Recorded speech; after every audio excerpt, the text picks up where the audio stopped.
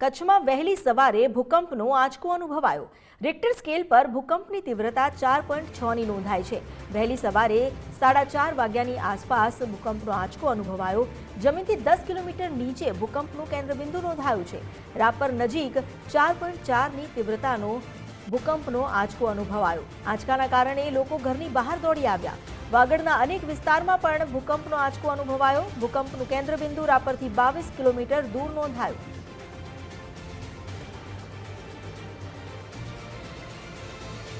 વધુ જાણકારી આપી રહ્યા છે સંવાદદાતા કૌશિક શાહ। જી, આપ જે ભૂકંપનો આંચકો અનુભવાયો છે, શું વધુ જાણકારી પ્રાપ્ત થઈ? જી ચોક્કસથી રાપર નજીક 4.6ની તીવ્રતાનો ભૂકંપનો આંચકો અનુભવાયો હતો। આજે વહેલી સવારે 4:30 વાગ્યાના અરસામાં આંચકો નોંધાયો હતો। આંચકાના કારણે લોકો ઊંઘમાંથી જાગી બહાર દોડી આવ્યા હતા। વાગડના અનેક વિસ્તારોમાં આંચકો અનુભવાયો હતો। ભૂકંપનો કેન્દ્રબિંદુ રાપરથી 22 કિલોમીટર દૂર નોંધાયો હતો। જોકે આ આંચકાથી કોઈ નુકસાની થવા પામી નથી। કચ્છમાં આવેલા 2001ના વિનાશક ભૂકંપ બાદ આંચકાઓનો દોર સતત યથાવત રહેવા પામ્યો છે। જી આભાર આપનો જાણકારી આપવા માટે।